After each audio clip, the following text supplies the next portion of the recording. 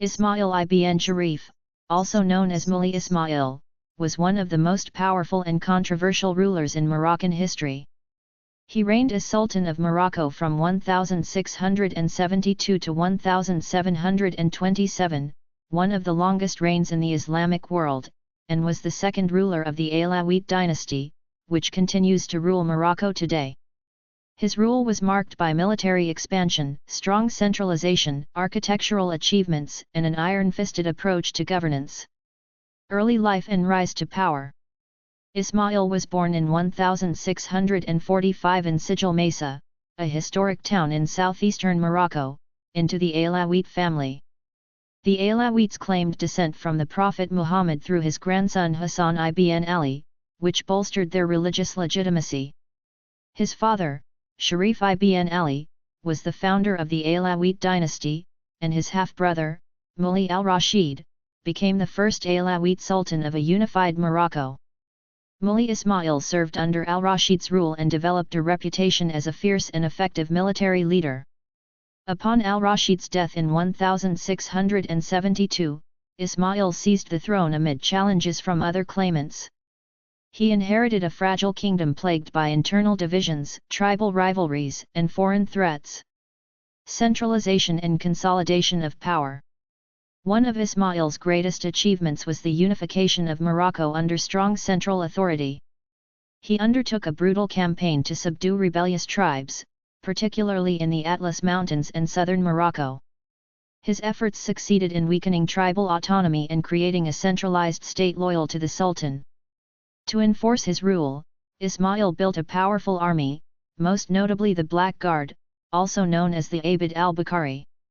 This elite force was composed largely of black African slaves and freedmen, trained and indoctrinated to be loyal only to him.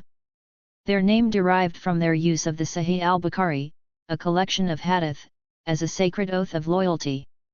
This army grew to over 100,000 troops, making it one of the largest standing armies of its time. Foreign relations and diplomacy. Ismail Ibn Sharif's reign coincided with an era of growing European interest in North Africa. He adopted an assertive foreign policy, especially toward European powers like Spain, France, and England. He was determined to resist European encroachment and maintain Moroccan sovereignty. He conducted military campaigns against Spanish and Portuguese strongholds along the Moroccan coast, successfully reclaiming cities like Larache, Asila, and Murdia. He also engaged in diplomatic relations with Louis XIV of France, known as the Sun King, often exchanging letters and gifts. Ismail once proposed a marriage alliance between one of his daughters and the French king, a diplomatic overture that was politely declined. Ismail also negotiated the ransoming and exchange of Christian captives, many of whom had been captured by Moroccan pirates or in land campaigns. His court in Meknes became known for its collection of European slaves, some of whom served as artisans and advisors. Meknes, the imperial capital. Mullah Ismail's most enduring legacy is the city of Meknes, which he transformed into Morocco's imperial capital. Inspired by the grandeur of Versailles, he embarked on an ambitious construction project, building palaces, mosques, stables, granaries, and a massive defensive wall. His construction projects relied heavily on forced labor, including captured Europeans, local prisoners, and slaves. The royal stables of Meknes, capable of housing over 12,000 horses, and the Haris el Mansar granary, are among his most impressive architectural achievements. Meknes came to symbolize his power and authority, and remains a UNESCO World Heritage Site today. Religious policies and governance. As a devout Muslim, Ismail positioned himself as a defender of Sunni orthodoxy and promoted Islamic law throughout the kingdom. He enforced religious conformity, supported the building and maintenance of mosques, and maintained close ties with the religious scholars, ulama, although he was known to act independently of their authority when it suited his purposes. His governance was marked by autocracy, surveillance, and ruthless suppression of dissent.